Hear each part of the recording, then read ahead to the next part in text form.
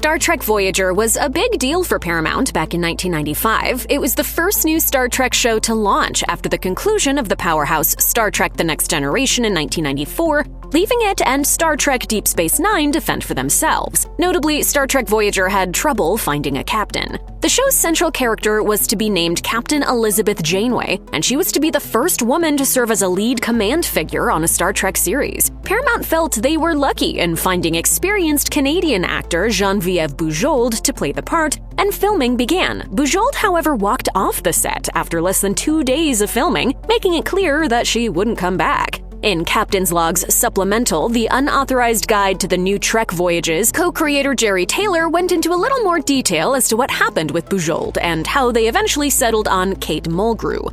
In 1994, Bujold was a terse and downbeat actor, perhaps best known for her Oscar-nominated performance in the 1969 drama Anne of a Thousand Days. Do you know what it is to be in love, either of you?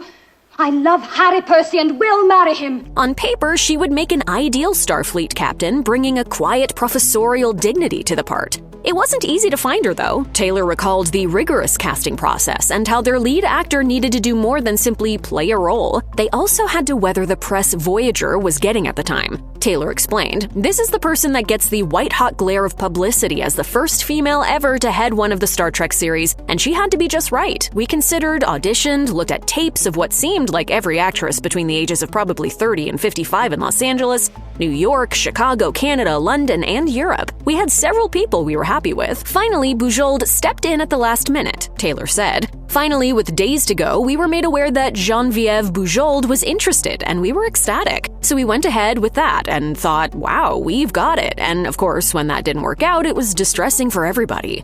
Although Bujold's departure was unexpected, Taylor was glad that she didn't quit after, say, months had already elapsed. Voyager was going to launch a new network, and it was vital that it stay on schedule, Taylor concluded. "I am deeply grateful to Bujold that she did this after a day and a half instead of after 6 weeks or 2 months, because that would have destroyed us. She did what she knew in her heart was right, which is the way she functions as a person and as an actress, and she was right."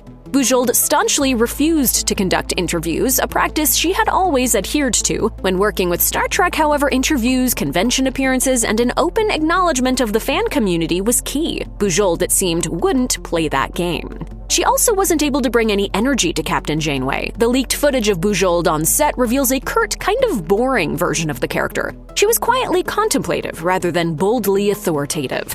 But our probes haven't picked up any debris.